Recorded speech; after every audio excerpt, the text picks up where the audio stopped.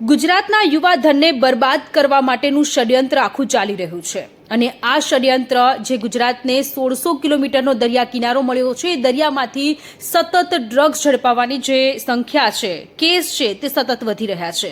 આજે ફરી એક વખત ડ્રગ્સ ઝડપાયું છે। ગુજરાત એટીએસને મોટી સફળતા મળી છે। ગુજરાત એટીએસે 173 કિલો ડ્રગ્સનો જથ્થો ઝડપી પાડ્યો છે। અરબી સમુદ્રમાંથી આ ડ્રગ્સનો જથ્થો ઝડપાયો છે। 2 માછીમારોની અત્યારે અટકાયત કરી લેવામાં આવી છે અને તેમની પૂછપરછ ચાલી રહી છે। પોરબંદરમાંથી પણ ડ્રગ્સ ઝડપાયું છે। પોરબંદરમાંથી 600 કરોડનું ડ્રગ્સ ઝડપાયું છે। 86 કિલો ડ્રગ્સનો જથ્થો ઝડપાયો છે અને 14 જેટલા પાકિસ્તાનીઓની અત્યારે પૂછપરછ ચાલી રહી છે કે આ ડ્રગ્સ ક્યાંથી આવ્યું છે, કોને પહોંચાડવાના હતા। આ તમામ દિશામાં તપાસ થઈ રહી છે। સુરેન્દ્રનગરમાંથી પણ ડ્રગ્સ ઝડપાયું છે। 86,000ની મત્તાનું ડ્રગ્સ ઝડપાયું છે। એક મહિલા પાસેથી આ ડ્રગ્સ મળી આવ્યું છે અને ગઈકાલે તો હદ થઈ ગઈ।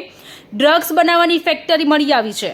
ડ્રગ્સ બનાવવાની ફેક્ટરી ગાંધીનગરમાંથી પીપળજમાંથી મળી આવી છે અને એની સાથે 25 કિલોગ્રામ જેટલું એમડી ડ્રગ્સ ઝડપાયું છે અને 13 લોકોને ઝડપી અને વધુ કાર્યવાહી શરૂ કરવામાં આવી છે। તો આપ ધ્યાન રાખજો, તમારા પરિવારનું ધ્યાન રાખજો, પોતાના બાળકોનું ધ્યાન રાખજો, અવળા માર્ગે ન ચડે।